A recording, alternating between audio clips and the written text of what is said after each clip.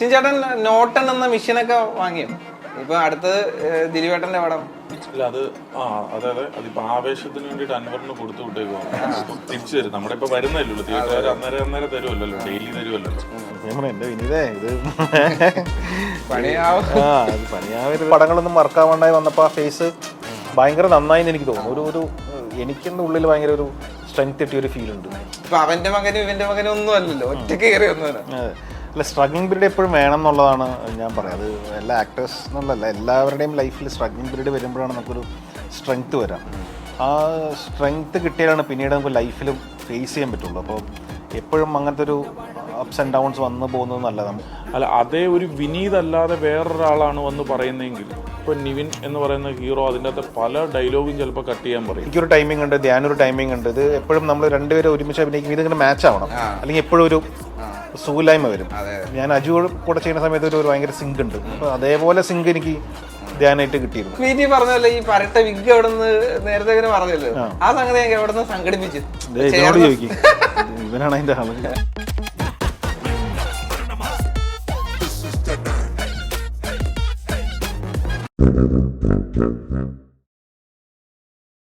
Malayali from India ഇപ്പം തിയേറ്ററിലൊക്കെ ഇങ്ങനെ നിറഞ്ഞോടിക്കൊണ്ടിരിക്കുകയാണ്. നിവിൻ ചേട്ടന്റെ ഒരു അടിപൊളി സിനിമയ്ക്ക് വേണ്ടി എല്ലാരും കാത്തിരുന്നു. പക്ഷെ നമുക്ക് വർഷങ്ങൾക്ക് ശേഷത്തില് ഒരു ചെറിയ സാധനം കിട്ടി, വീണ്ടും മലയാളി ഫ്രം ഇന്ത്യ. ലിസ്റ്റിൻ ചേട്ടൻ നോട്ടൺ എന്ന മെഷീനൊക്കെ വാങ്ങിയോ? ഇപ്പൊ അടുത്തത് ദിലീപേട്ടന്റെ പടം. അല്ല അത് അതായത് അതിപ്പോ ആവേശത്തിന് വേണ്ടിട്ട് അൻവറിന് കൊടുത്തു വിട്ടേക്കുവാണ്. തിരിച്ചു തരും. നമ്മുടെ ഇപ്പൊ വരുന്നല്ലോ തിയേറ്റർ അന്നേരം തരുമല്ലോ, ഡെയിലി തരുമല്ലോ. അപ്പോഴത്തേനും അത് OTT വരുന്നത് നമുക്കത് കിട്ടും. ഇനിയിപ്പോ രണ്ടെണ്ണം മേടിക്കേണ്ട അവസ്ഥയിലാണ് തോന്നുന്നു. അതെന്താണ്? അല്ല, ഇനിയിപ്പം ദിലീപേട്ടന്റെ പടം വരുന്നത്. അത് സമയമുണ്ടല്ലോ, നോ പ്രോബ്ലം. അത് ഞങ്ങൾ അഡ്ജസ്റ്റ് ചെയ്തോളാം, ഞങ്ങള് ഷെയർ ചെയ്തോളാം. ഓക്കെ. ഇപ്പൊ ഒരുപാട് നാളിന് ശേഷം പ്രേക്ഷകർ കാത്തിരുന്ന് ഒരു നിവിൻ ചിത്രം വന്നിരിക്കുകയാണ്. അവന്റെ മകനും ഇവന്റെ മകനൊക്കെ ഓടി അങ്ങോട്ട് നിന്നതിന് ശേഷം മലയാളി ഫ്രം ഇന്ത്യയിൽ നിൽക്കുകയാണ്. പ്രേക്ഷകർ ആ ഒരു ആവേശത്തിൽ എത്തിയിട്ടും ഒരു അടിപൊളി ചിത്രം കണ്ടു എന്ന ഇതാണ്. എനിക്ക് അതിൻ്റെ അത് അട്രാക്റ്റീവ് ആയിട്ട് തോന്നിയ രണ്ട് സംഗതിയാണ്, രണ്ട് റിവ്യൂസ്. ഒന്നെന്ന് പറയുന്നത് കുട്ടികളെ കൊണ്ട് ഈ ചിത്രം കാണിക്കണം എന്ന് ഒരാൾ തിയേറ്ററിൽ നിന്ന് ഇറങ്ങിയിട്ട് പറഞ്ഞൊരു സംഗതി. രണ്ടാമത്തെ സംഗതി പാവങ്ങളുടെ ആടുജീവിതമാണ് ഇത് പറഞ്ഞൊരു സംഗതി. എങ്ങനെയായിരുന്നു ഈ തിയേറ്ററിൽ നിന്ന് ഇറങ്ങിയ ആളുകളുടെയൊക്കെ റിവ്യൂസ് നിങ്ങൾ കേട്ടത്? നല്ല ഹാപ്പി റിവ്യൂസ് ആണ്. ഇതൊരു കാരണം ഇത് പ്രത്യേകിച്ച് ഈ മലയാളികളെ അങ്ങനെ ഫോക്കസ് ചെയ്യുന്ന ഒരു സിനിമയാണല്ലോ. ഒരു ഒരിക്കലും ഇങ്ങനെ എത്തിപ്പെടാൻ പറ്റാത്തൊരു സ്ഥലത്ത് ഒരു മലയാളി എത്തിപ്പെടുന്നതാണല്ലോ ഇതിൻ്റെ കഥ. വീട്ടിലും ആർക്കും ഒരു ഗുണമില്ലാതെ വെറുതെ ഇങ്ങനെ ഗ്രാമത്തിൽ ഇങ്ങനെ എല്ലാവർക്കും ഉപദ്രവമായിട്ട് നടക്കുന്ന ഒരുത്തൻ. പക്ഷെ ഒരു പെൺകുട്ടിയുടെ ലൈഫിൽ ഏറ്റവും വലിയൊരു ചേഞ്ച്, ആ പെൺകുട്ടി കാരണം ഒരു ഭയങ്കര വലിയൊരു ചേഞ്ച് വരികയല്ലേ. അപ്പോൾ ആ യാത്ര എനിക്ക് തോന്നുന്നു എല്ലാവർക്കും ഭയങ്കര ഇൻട്രസ്റ്റിംഗ് ആയിട്ട് കണക്ട് ആയിട്ടുണ്ട്. റിയൽ ലൈഫ് ഇൻസിഡന്റ് വല്ലതും ഉണ്ടോ? ഇതുപോലെ നാട്ടിലൊക്കെ ഇങ്ങനെ കറങ്ങി സിനിമയ്ക്കൊക്കെ വേണ്ടി നടന്ന ടൈമിൽ ഇതുപോലൊക്കെ ഇങ്ങനെ നടക്കാറൊക്കെ ഉണ്ടായിരുന്നു. അതുകൊണ്ടല്ലേ പുള്ളി ഇങ്ങോട്ട് കലൂർക്ക് താമസം മാറ്റി നിൽക്കാൻ പറ്റുന്നില്ല. ഇല്ലേ, നമ്മളിതൊക്കെ കറങ്ങടിച്ച് നടക്കുന്ന ആൾ തന്നെയായിരുന്നു. ഈ വൈകുന്നേരം പുറത്തിറങ്ങും, പിന്നെ ഒരു 9-10 മണിയായിട്ട് ഇറങ്ങുള്ളൂ. കൂട്ടുകാരും ബഹളവും അതൊക്കെ ആയിട്ട് ഇങ്ങനെ നടന്നിട്ടുള്ള ആൾക്കാരൊക്കെ തന്നെയാണ്. അപ്പം അതുകൊണ്ടൊക്കെ തന്നെ റിലേറ്റബിൾ ആയി എൻ്റെ കുറേ കാര്യങ്ങളൊക്കെ. ഇങ്ങനെ കുറച്ച് നാളൊക്കെ ഇങ്ങനെ നടന്നിട്ടുണ്ട്. ഈ സിനിമയ്ക്കൊക്കെ വരുന്നതിന് മുമ്പല്ലേ? സിനിമയിൽ വരുന്നതിന് മുന്നേ. ഇപ്പൊ ഇല്ല. ഈ എനിക്ക് ഏറ്റവും എക്സൈറ്റഡ് ആയിട്ട് തോന്നിയൊരു സംഗതി ഇതിന്റെ ഒരു പ്ലോട്ടാണ്. ആ പ്ലോട്ട് എന്ന് പറയുന്നത് സത്യം നമ്മൾ ഇപ്പോഴത്തെ ഒരു കറന്റ് സിനാരിയോ, ഇവിടുത്തെ പൊളിറ്റിക്സ് ഒക്കെ ഇങ്ങനെ നോക്കി കണ്ടോണ്ടിരിക്കാന്ന് കരുത്, നമ്മളുടെ ഇടയിലേക്ക് ഇങ്ങനെ നമ്മൾ പോലും അറിയാതെ ഇങ്ങനെ കുത്തി വെക്കുന്ന പല സംഗതികളുണ്ടല്ലോ. ആ സംഗതിയൊക്കെ വളരെ ഗംഭീരമായിട്ട് എന്താണ്, മനുഷ്യന് ഒരു അതിർത്തിയില്ല എന്ന് പറഞ്ഞാൽ, അവന്റെ സ്നേഹത്തിന് അതിർത്തിയില്ല എന്ന് പറയുന്ന ഒരു പ്ലോട്ട് ഉണ്ടല്ലോ. വാവ് മൂവ്മെന്റ് ആണ് ബേസിക്കലി. അത് കേൾക്കുമ്പോൾ തന്നെ അത് എങ്ങനെയായിരുന്നു അങ്ങനെ ഒരു സംഗതി പറയണോന്ന് വെച്ചത്? അല്ല, സിനിമയിൽ അൾട്ടിമേറ്റ്ലി ഇപ്പോൾ ഒരു സിനിമ നമ്മൾ എന്റർടൈൻമെന്റ് ആണ്, ഡെഫിനറ്റ്ലി എന്റർടൈൻമെന്റ്. ഇതിൻ്റെ ഒപ്പം ഞാൻ നേരത്തെ പറയാനുള്ള കളിയാണ്, അവന്റെ കളിയുടെ ഒപ്പം കുറച്ച് കാര്യം. അതാണ് ഈ പറഞ്ഞ നമ്മുടെ ഈ ബ്രദർഹുഡിലോട്ട് കൊണ്ടെത്തിക്കുമ്പോൾ ഇങ്ങനത്തെ കുറച്ച് രസകരമായ മൊമെന്റ്സിലൂടെയാണ് നമുക്ക് അത് കൺവേ ചെയ്യാൻ. അപ്പൊ അത് നേരത്തെ പ്ലാൻഡ് ആയിരുന്നു, അങ്ങനെ തന്നെയാണ് നമ്മൾ സിനിമ എക്സിക്യൂട്ടും ചെയ്തത്. നമ്മൾ ഈ ഫുട്ബോളിൽ കളിയൊക്കെ കാണാൻ നേരത്തെ ഇങ്ങനെ ടീഷർട്ടൊക്കെ ഊരി കൊടുക്കുന്നത് സുഡാനിയിലൊക്കെ കണ്ട പോലത്തെ ഒരു വേറൊരു മൂവ്മെന്റ് ആണ്. അയ്യോ, അത് ഭയങ്കര നമുക്ക് ഭയങ്കര ഇഷ്ടമാണ്. അതുപോലെ ഇത് വേറെ നമുക്കറിയാവുന്ന, നമുക്ക് സുപരിചിതമായ രണ്ട് രാജ്യങ്ങൾ തമ്മിലുള്ള ഒരു ബന്ധം, ഗ്ലോബൽ ബന്ധം, അതാണ് ഉദ്ദേശം. ഈ ലിസ്റ്റിൻ ചേട്ടാ എങ്ങനെയാണ് ഒരു സബ്ജക്റ്റ് തിരഞ്ഞെടുക്കുന്നത്? ഇപ്പൊ ഒരു ഡയറക്ടർ വന്നിട്ട് കഥ പറയാണ്, ഇപ്പൊ ഞാൻ അടുത്ത് ചെയ്യാൻ പോകുന്ന ചിത്രം ഇതാണ്, ഈ പറഞ്ഞുള്ള മലയാള സിനിമ 100 കോടി 200 കോടി ക്ലബിന്റെ പുറകിൽ പായുന്നൊരു ടൈമിലേക്കൊക്കെ എത്തിയല്ലോ. അപ്പോഴേക്കും ഒരു പ്രൊഡ്യൂസർ എങ്ങനെയായിരിക്കും ഈ സംഗതി സെലക്ട് ചെയ്യുക ഒരു സബ്ജക്റ്റ്? അല്ല, അങ്ങനെയല്ല. നമ്മുടെ അടുത്ത് ആസ് യൂഷ്വൽ പല പുതിയ ആളുകൾ വരാറുണ്ട്, അല്ലെങ്കിൽ എസ്റ്റാബ്ലിഷ്ഡ് ആയിട്ടുള്ള ആളുകൾ സമീപിക്കാറുണ്ട്, അല്ലെങ്കിൽ നമ്മൾ പോയി സമീപിക്കുന്ന സിനിമകളുണ്ട്. അപ്പൊ അതുകൊണ്ടിട്ട് ഇങ്ങനെ പലതരത്തിൽ സിനിമകൾ സംഭവിക്കാമല്ലോ. അപ്പൊ അതുകൊണ്ടിട്ട് നമ്മൾ ഇത് ഓക്കെ ഒരു ഹിറ്റാവും എന്ന ഏത് സിനിമ നിർമ്മിക്കുമ്പോഴും ഓക്കെ ഇത് ഹിറ്റാവും എന്നുള്ള പ്രതീക്ഷയിൽ തന്നെയാണ് പല സിനിമകളും തന്നെ നിർമ്മിക്കുന്നത്. ചില സിനിമകൾ ഇപ്പം ഓരോ സമയത്തെ സാഹചര്യം പോലെ ഇരിക്കും. ചില സമയത്ത് ഓക്കെ നമ്മൾ ഒരു ബിസിനസ് ലെവൽ കൂടുതൽ ഇരുന്നപ്പോൾ അത് ഫോക്കസ് ചെയ്തിട്ട് സിനിമ എടുത്തിട്ടുണ്ട്, അല്ലെങ്കിൽ നമ്മൾ സബ്ജക്റ്റ് മാത്രം കോൺസെൻട്രേറ്റ് ചെയ്ത് സിനിമ എടുത്തിട്ടുണ്ട്. അപ്പോൾ അതുകൊണ്ടിട്ട് നമ്മൾ ഏത് സമയത്ത് എങ്ങനെ നമ്മൾ അതിനെ കാണുന്നു എന്നുള്ളൊരു രീതിയാണ്. പക്ഷെ മിക്കവാറും 99% തന്നെ നമ്മൾ തിയേറ്ററിൽ ഹിറ്റ് അടിക്കണം, ഒരു തിയേറ്ററിക്കൽ മൂവി ആയിരിക്കണം എന്നുള്ള ഉദ്ദേശത്തോടു കൂടി തന്നെയാണ് എടുക്കാറുള്ളത്. ഈ പൃഥ്വിരാജിന് അടുത്തൊന്നും പിടികിട്ടുന്നില്ലേ? കാര്യം എന്ന് വെച്ചാൽ ഈ അടുത്ത അനൗൺസ് ചെയ്യുന്ന ലിസ്റ്റ് ഒന്നും പൃഥ്വിരാജിന്റെ പേര് കാണുന്നില്ല. അല്ല, ഞാനും പൃഥ്വിരാജൻ തന്നെ അടുത്ത 2-3 സിനിമകൾ പറഞ്ഞു വെച്ചിട്ടുണ്ട്. പക്ഷെ രാജു തന്നെ വേറെ വേറെ പടങ്ങൾ ചെയ്തുകൊണ്ടിട്ടിരിക്കുകയാണല്ലോ, പ്രീവിയസ് കമ്മിറ്റ്മെന്റ്. പിന്നെ ഇടയ്ക്ക് കാലിന് ആക്സിഡന്റ് ഈവൻ പറ്റി, ഇപ്പോൾ ബ്രേക്ക് എടുത്തു. അത് കഴിഞ്ഞപ്പം കാലിന് കുറെ നാള് ആക്ഷൻ സീൻസ് ഒന്നും ചെയ്യാനായിട്ട് ഇപ്പം ഈവൻ പറ്റത്തില്ല. അതുകൊണ്ടിട്ട് ഇപ്പോൾ എമ്പുരാൻ ഷൂട്ട് ചെയ്ത്, അതുകൊണ്ടിട്ടാണ് ഡയറക്ഷനിലേക്ക് ഈവൻ പോയത്. പിന്നെ ഷൂട്ട് ചെയ്ത് വെച്ച വിലായ് ബുദ്ധ എന്ന് പറയുന്ന പടം കംപ്ലീറ്റ് ചെയ്യാനായിട്ടുണ്ട്. അതെല്ലാം അത് കഴിയുമ്പോൾ നമ്മൾ അല്ല തീർച്ചയായിട്ടും അതെ അതെ. അല്ല, നമ്മളൊരു പ്രൊഡ്യൂസർ ആണല്ലോ. അപ്പൊ ഇവരൊക്കെ ഇവരുടെ സബ്ജക്റ്റുകളിൽ നോക്കി ഫോക്കസ് ചെയ്തുകൊണ്ടിട്ടിരിക്കുമ്പോൾ ഞാനൊരു പ്രൊഡ്യൂസറാണ്. അപ്പൊ ഞാൻ എല്ലാവരുടെയും ട്രാവൽ ചെയ്യുന്ന പ്ലാൻ ചെയ്യുന്നുണ്ടല്ലോ. കാരണം ഇപ്പം നിവിൻ ബിസി ആയിട്ടിരിക്കുമ്പോൾ നിവിൻ്റെ അടുത്ത് പറ്റത്തില്ല. ഞാനല്ല ഇത്ര നാളായിട്ട് നിവിനായിട്ട് സിനിമ ചെയ്തിട്ടില്ല. അപ്പം ഓരോരുത്തരും ഓരോ ട്രാക്കിൽ പൊക്കോണ്ടിട്ടിരിക്കും. നമ്മളടുത്തടുത്ത് നമ്മൾ അഭിനേതാവല്ലല്ലോ, നമ്മൾ ഡയറക്ടർ അല്ലല്ലോ, നമ്മൾ നമ്മുടെ ബിസിനസ്സായിട്ട് നമ്മൾ എടുത്തേക്കുന്നത് പ്രൊഡക്ഷനാണ്. അപ്പം അത് എല്ലാവർക്കും കൂടെ ട്രാവൽ ചെയ്ത് പോകുക എന്നുള്ളതാണ്. അപ്പം നമ്മൾ ചെയ്യുന്ന സിനിമകൾ ഹിറ്റ് സംഭവിക്കുക അല്ലെങ്കിൽ ശ്രദ്ധിക്കപ്പെടുക എന്ന് പറയുന്ന ഒരു തരത്തിലേക്ക് എത്തിച്ചേരുക, നമ്മളും അങ്ങനെ നിൽക്കുക എന്നുള്ളതാണ്.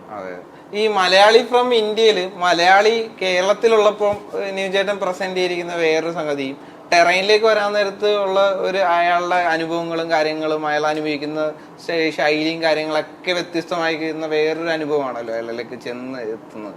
അപ്പൊ അതിനെങ്ങനെയായിരുന്നു ആ ഒരു ക്യാരക്ടർ ആർക്കിനെ കണ്ടത്? അല്ല, തുടക്കം വേണ്ടി ചെയ്ത് കറക്റ്റ് പറഞ്ഞിരുന്നു, ഇതിങ്ങനെയാണ് നാട്ടിൽ ഇങ്ങനെയായിരിക്കും നമ്മൾ ട്രീറ്റ് ചെയ്ത്. കഴിഞ്ഞിട്ട് ഇയാൾ ദുബായിൽ അങ്ങനെ വരികയാണ്. അത് കഴിഞ്ഞിട്ട് ഇയാൾ യാത്ര പറഞ്ഞു. പക്ഷെ നമ്മൾ ഷൂട്ട് ചെയ്ത് ആദ്യം ദുബായാണ് ഷൂട്ട് ചെയ്തത്. അത് കഴിഞ്ഞിട്ടാണ് ഇതിലേക്ക് വന്നത്. എന്ന് പറഞ്ഞാൽ സമയം ഇതിനിത് കാരണം നമ്മൾ ആദ്യമേ ദുബായ് ഷൂട്ട് ചെയ്തു, പിന്നെ നാട്ടിൽ ഷൂട്ട് ചെയ്തു, പിന്നെയാണ് പാകിസ്ഥാൻ പോർഷൻ്റെ ആ ഏരിയ നമ്മൾ ഷൂട്ട് ചെയ്യുന്നത്.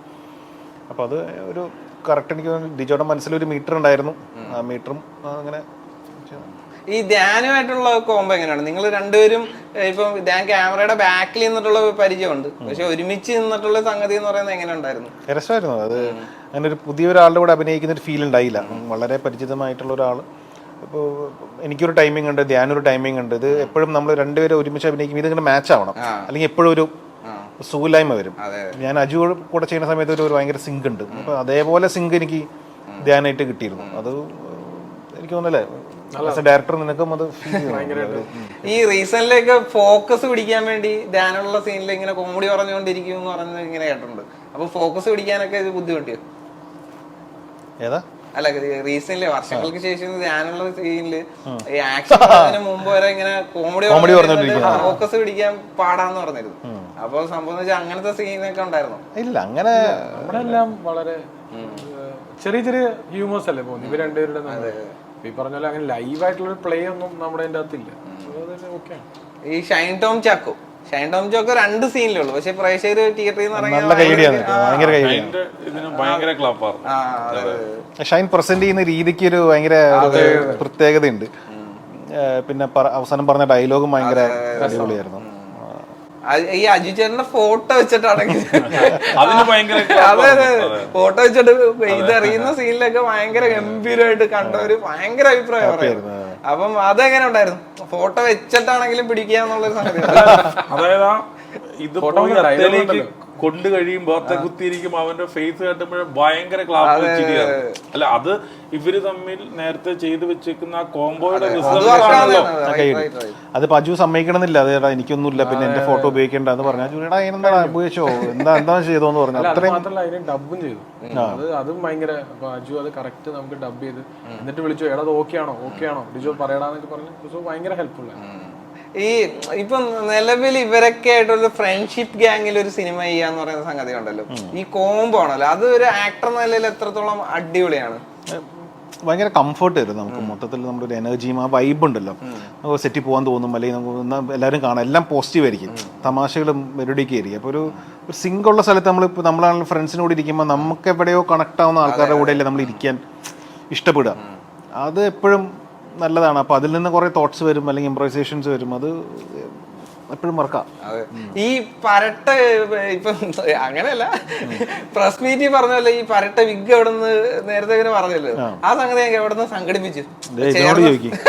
ഇവനാണ് അതിന്റെ ആള്.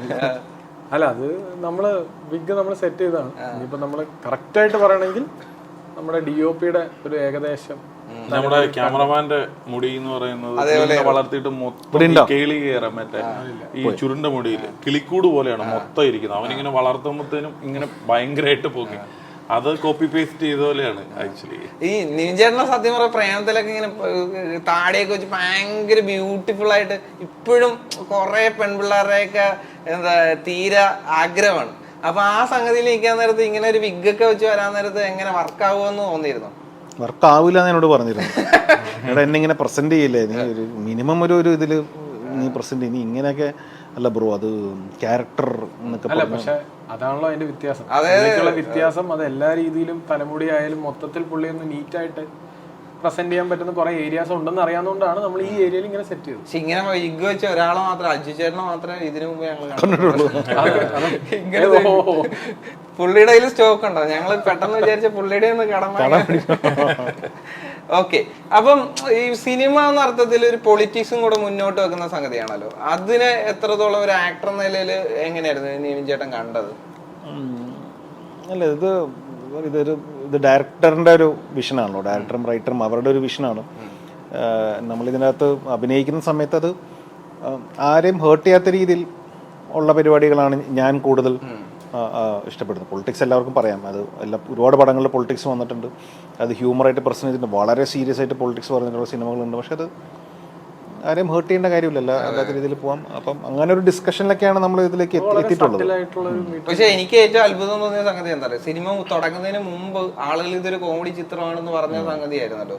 പിന്നീട് സിനിമ കണ്ടിറങ്ങിയ പല ആളുകൾക്കും സത്യം പറഞ്ഞ സെക്കൻഡ് ഹാഫിൽ ആ ഒരു ട്രീറ്റ്മെന്റ് ആണ് ഇഷ്ടപ്പെട്ടെന്ന് പറഞ്ഞ ഒരുപാട് പേര്, എന്റെ ബെസ്റ്റ് ഫ്രണ്ട്സ് 1-2 പേരൊക്കെ കണ്ടിട്ട് സെക്കൻഡ് ഹാഫാണ് അവർക്ക് ഭയങ്കരമായിട്ട് അതിന്റെ ഫീലിങ്സ്, അതായത് ഒരു സിനിമ കണ്ടു കഴിയാൻ നേരത്തുള്ള തൃപ്തിയില്ല, ആ സാധനം കിട്ടി എന്ന് പറഞ്ഞ സംഗതിയാണ്. നോർമലി ചിരിച്ചിട്ട് വരുന്നതിന് അപ്പുറം ആ സംഗതി, ആ ഒരു ഫീൽ നിങ്ങൾക്കും കിട്ടിയിരുന്നു? അല്ല, തികച്ചും ഒരു 2 സിനിമ പോലെയല്ലേ. ഫസ്റ്റ് ഹാഫ് ഒരു എൻറ്റയർലി വേറെ, ഫസ്റ്റ് ഹാഫ് അതിന് തികച്ചും വ്യത്യസ്തമായിട്ടുള്ള ഒരു സെക്കൻഡ് ഹാഫ്.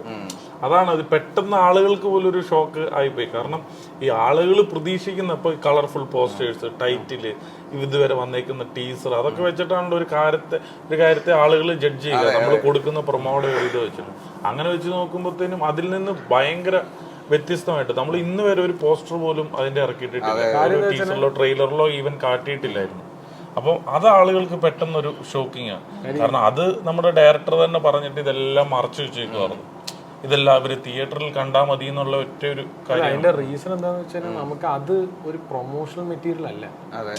ഇപ്പൊ നേരത്തെ പറഞ്ഞില്ലേ പാവങ്ങളുടെ ആടുജീവിതം, അത് കണ്ടല്ലേ നമുക്ക് കിട്ടുക, അല്ല അതിന് മുന്നേ വിട്ട ശരി ഇത് ആടുജീവിതത്തിന് എന്താന്നുള്ളത് തിയേറ്ററിൽ എക്സ്പീരിയൻസ് കാര്യം. അത് മാത്രമല്ല, ഇത് മൊത്തം ഇപ്പൊ നമ്മളെ ഒരു ട്രെയിലർ കണ്ടാൽ നമ്മൾ ഫുൾ കഥ പറയും. ഇപ്പൊ ഇതിന്റെ ഇപ്പൊ കഥ എന്ന് പറയാനൊന്നുമില്ല, ഒരാളുടെ യാത്രയല്ല, അത് അതിന്റെ ഒപ്പം സഞ്ചരിക്കുന്നതാണ് നല്ലത്. നമുക്ക് അത് വിട്ട പ്രൊമോഷണൽ മെറ്റീരിയൽ അല്ല. അതുകൊണ്ടാണ് ഈ സിനിമയ്ക്ക് നമ്മൾ വേറെ ഒരു സ്ട്രാറ്റജിയിൽ പ്രൊമോഷൻ സെറ്റ് ചെയ്യും. ഈ ഞാനിപ്പോ നേരത്തെ ഇവരോടൊക്കെ പറയായിരുന്നു, സത്യം പറഞ്ഞു കഴിഞ്ഞാൽ ഒരു സിനിമയ്ക്ക് റോഡിൽ വരെ, ഇപ്പൊ ആലപ്പുഴയിൽ സീതാസിലൊക്കെ റോഡിൽ വരെ ക്യൂ ആയിരുന്നു. അപ്പം അങ്ങനത്തെ ഒരു അനുഭവം ഇനി ലൈഫിൽ കാണാൻ പറ്റുമോ, അങ്ങനെ ക്യൂ നിൽക്കാൻ പറ്റുമോ എന്നുള്ള സംഗതി ഇനി ലൈഫിൽ ഉണ്ടോന്നുമല്ല. കാര്യം ബുക്ക് മൈ ഷോ കാര്യങ്ങൾ അങ്ങനത്തെ ഒരു സംഗതിയിലൊക്കെ വന്നു.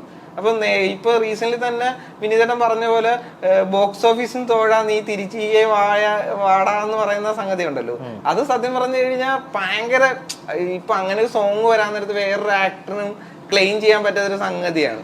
കാര്യം ഇതിനു മുമ്പ് അങ്ങനത്തെ ഒരു സംഗതി അനുഭവം കണ്ടിട്ടില്ല. അപ്പം വിനീതേട്ടൻ ഇങ്ങനെ ഒരു സാധനം മുന്നോട്ട് വെക്കാൻ നേരത്ത് നിവിൻ ബ്രോ എങ്ങനെയായിരുന്നു അതിനെ കണ്ടത്? ഞാൻ കൺഫ്യൂസ്ഡ് ആയിരുന്നു. എനിക്കത് ചെയ്താൽ ഇത് എങ്ങനെ വരും എന്നുള്ള കാര്യത്തിൽ എനിക്ക് ഒരു ഐഡിയ കിട്ടിയിട്ടുണ്ടായില്ല. പിന്നെ വിനീത് എന്നൊരു ഉറപ്പിലാണ് നമ്മൾ അതിൽ ചെയ്തത്, ഒരു വിശ്വാസം ഉണ്ടല്ലോ. പിന്നെ അത് പോയി അഭിനയിച്ചു. ഈ പാട്ടും സാധനം എല്ലാം നമ്മൾ ഷൂട്ട് ചെയ്യുന്ന സമയത്തല്ല ഈ പാട്ടൊക്കെ ഇട്ടാണ് നമ്മൾ ഷൂട്ട് ചെയ്തത്. എൻ്റെ വിനീതേ ഇത് അത് പണിയാവരുത് എന്നൊക്കെ പറഞ്ഞു. പക്ഷെ എന്തോ ദൈവാനുഗ്രഹം എല്ലാം വളരെ പോസിറ്റീവായിട്ട് വന്നു. ആ ക്യാരക്ടറിനെയും സ്വീകരിച്ചു, ഇതും സ്വീകരിച്ചു. അപ്പോൾ ഒരു ഒറ്റക്ക് വഴി തെളിച്ച് വന്നവനാന്ന് പറയുന്നുണ്ടല്ലോ, അങ്ങനത്തെ ഒരു സ്ട്രഗ്ലിംഗ് പോയിന്റ്. ഇപ്പൊ നമുക്കറിയാം ആദ്യത്തെ മലർവാടിയില് വീൽ ചെയറിലാണ് ഓഡിഷന് വന്നതെന്ന് പറഞ്ഞ് കേട്ടിട്ടുണ്ട്. ആ ഒരു സ്ട്രഗ്ലിംഗ് പീരീഡ് ഇപ്പൊ നിൽക്കുന്ന, ഇപ്പൊ മലയാളി ഫ്രം ഇന്ത്യയിൽ വന്നിരിക്കുന്ന ഒരു ഇപ്പം സക്സസ്ഫുൾ ആയിട്ട് തിയേറ്ററിൽ ഓടിക്കൊണ്ടിരിക്കുന്ന ഒരു ചിത്രത്തിൽ എത്തിക്കുന്ന ഒരു ആക്ടർ എന്ന നിലയിൽ എങ്ങനെയായിരുന്നു ഈ ഒരു സ്ട്രഗ്ലിംഗ് പീരീഡ് എന്ന് നോക്കുന്നത്? ഇപ്പൊ അവന്റെ മകനും ഇവന്റെ മകനും ഒന്നും അല്ലല്ലോ, ഒറ്റക്ക് കയറി വന്നവനാ. അല്ല, സ്ട്രഗ്ലിംഗ് പീരീഡ് എപ്പോഴും വേണം എന്നുള്ളതാണ് ഞാൻ പറയാം. അത് എല്ലാ ആക്ടേഴ്സ് എന്നുള്ളതല്ല, എല്ലാവരുടെയും ലൈഫിൽ സ്ട്രഗ്ലിംഗ് പീരീഡ് വരുമ്പോഴാണ് നമുക്കൊരു സ്ട്രെങ്ത് വരാം. ആ സ്ട്രെങ്ത് കിട്ടിയാലാണ് പിന്നീട് നമുക്ക് ലൈഫിലും ഫേസ് ചെയ്യാൻ പറ്റുള്ളൂ. അപ്പോൾ എപ്പോഴും അങ്ങനത്തെ ഒരു അപ്സ് ആൻഡ് ഡൗൺസ് വന്നു പോകുന്നതെന്നല്ല, നമുക്കിതൊരു തിരിച്ചറിവും പരിപാടിയും കാര്യങ്ങളെല്ലാം കിട്ടും. ഞാൻ മുമ്പ് ഏതോ ഇൻ്റർവ്യൂവിൽ പറഞ്ഞിട്ടുണ്ട്, ഞാൻ ഏതാണ് ബിജുവിൻ്റെ ആക്ഷൻ ഹീറോ ബിജുവിൻ്റെ പോസ്റ്റ് പ്രൊഡക്ഷൻ ചെന്നൈ നടക്കുന്ന സമയത്ത് പ്രേമ ഇറങ്ങിയ സമയമായിരുന്നു. അപ്പോൾ ഒരു ഡിന്നറിന് അജിത് സാറ് വിളിച്ചിട്ട് അജിത് സാറിൻ്റെ വീട്ടിൽ പോയി. അപ്പോൾ സാറായിട്ട് സംസാരിച്ച് പുള്ളി പറഞ്ഞിട്ട്, നിവിൻ ഇപ്പോൾ എല്ലാ പടങ്ങളും നിവിൻ്റെ ഇറങ്ങേണ്ട ഏറ്റാണ്, പക്ഷെ ഒരു ഫേസ് വരും. ആ ഫേസ് എന്ന് പറഞ്ഞിട്ടുണ്ടെങ്കിൽ അത് എല്ലാ ആക്ടേഴ്സും കടന്നു പോകുന്നതാണ്. അജിത് സാറും കടന്നു പോയിട്ടുണ്ടെന്ന് എൻ്റെ അടുത്ത് അങ്ങനെ പറഞ്ഞു. ആ ഫേസിലൂടെ നമ്മൾ കടന്നു പോകണം. അത് നമ്മളൊരു ഒരു ഡിപ്പിലിങ്ങനെ പോയി തിരിച്ചു വരും. ആ ഡിപ്പിൽ നമുക്ക് മനസ്സിലാവും എന്താണ് നമ്മൾ, ആരാണ് കൂടെ ഉള്ളത്, ആരാണ് നമ്മളെ, ഒരു ഫോൺ കോൾ അപ്പുറത്ത് ആരുണ്ടാവും, നമുക്ക് സംസാരിക്കുന്ന ആളുണ്ടാവും, ആര് സിനിമ തരും, ആര് നമുക്ക് വേണ്ടി എഴുതും, ആര് പ്രൊഡ്യൂസ് ചെയ്യും, ഇങ്ങനെ ഒരുപാട് കാര്യങ്ങളുണ്ട്. ചിലപ്പോൾ ഇതൊന്നും ഉണ്ടാവില്ല, പക്ഷേ നമുക്കതിനൊരു തിരിച്ചു കയറുമ്പോൾ നമുക്ക് മനസ്സിലാവും, ഓക്കെ ബാക്കിയുള്ള മുഖങ്ങൾ എന്താണ്, നമ്മുടെ റിയൽ കൂടെ ഉള്ളവർ ആരൊക്കെയാണെന്നുള്ളത് മനസ്സിലാവും. അത് എത്രയും പെട്ടെന്ന് വരണേന്ന് ആഗ്രഹിച്ചോളം പറഞ്ഞു. അപ്പോൾ ഞാൻ ചെയ്യോ അത് വരാണ്ടിരിക്കണേ എന്നുള്ളതാണല്ലോ ആഗ്രഹം. പക്ഷെ ഇപ്പൊ എനിക്ക് തോന്നുന്നു പടങ്ങളൊന്നും വർക്കാവാണ്ടായി വന്നപ്പോൾ ആ ഫേസ് ഭയങ്കര നന്നായിന്ന് എനിക്ക് തോന്നുന്നു. ഒരു എനിക്കെന്ന ഉള്ളിൽ ഭയങ്കര ഒരു സ്ട്രെങ്ത് കിട്ടിയൊരു ഫീൽ ഉണ്ട്. അതൊരു ഫേസ് ആണ്. അത് എനിക്ക് തോന്നുന്നു എല്ലാവരും കടന്ന് പോകണം എന്ന് തോന്നുന്നു. ഇപ്പം യഥാർത്ഥത്തിൽ കഴിഞ്ഞു, ആ സെക്ഷൻ കഴിഞ്ഞു. ഇപ്പം എൻ്റെ കൂടെയുള്ള അല്ലെങ്കിൽ എൻ്റെ മുമ്പ് പോകുന്ന എല്ലാവരും ഇത് കടന്നു പോയിട്ടുണ്ടാവും. ഞാൻ വരുന്നതിന് മുമ്പേ ആയിരിക്കും, അല്ലെങ്കിൽ ഞാനുള്ള സമയത്ത് പറ്റിയിട്ടുണ്ടാവും. പക്ഷെ ഇത് എല്ലാവരും കടന്നിട്ടുണ്ടാവും തോന്നുന്നു. ആ ഒരു സ്ട്രെങ്ത് അതിലൂടെ കിട്ടുള്ളൂ. ഇപ്പൊ എല്ലാ ഇൻഡസ്ട്രിയിലും ഉണ്ട്. ഈ പവൻ കല്യാൺ ആർട്ടിസ്റ്റ് അത്ര സൂപ്പർ സ്റ്റാർ ആയിട്ട് നിൽക്കുമ്പോൾ എത്ര കണ്ടിന് ഫ്ലോപ്പുകളാണ് കൊടുത്തോണ്ടിരിക്കുന്നത്. പക്ഷെ ഭയങ്കര ഇനിഷ്യൽ വന്നുകൊണ്ടിട്ടേ ഇരിക്കും. ഏതോ വന്നിട്ടൊരു റീമേക്ക് സിനിമയാണ് പിന്നെ ഭയങ്കര ഹിറ്റായി. ഞാൻ പറഞ്ഞു അത് ആർട്ടിസ്റ്റുകളിൽ ഇപ്പൊ ഇതേ തന്നെ ഇപ്പൊ നിവിന് ഏറ്റവും കൂടുതൽ അപ്രിസിയേഷൻ കിട്ടിയ സിനിമയാണ് വർഷങ്ങൾക്ക് ശേഷം. അല്ല, അതേ ഒരു വിനീത് അല്ലാതെ വേറൊരാളാണ് വന്ന് പറയുന്നതെങ്കിൽ ഇപ്പൊ നിവിൻ എന്ന് പറയുന്ന ഹീറോ അതിൻ്റെ അകത്ത് പല ഡയലോഗും ചിലപ്പോൾ കട്ട് ചെയ്യാൻ പറയും.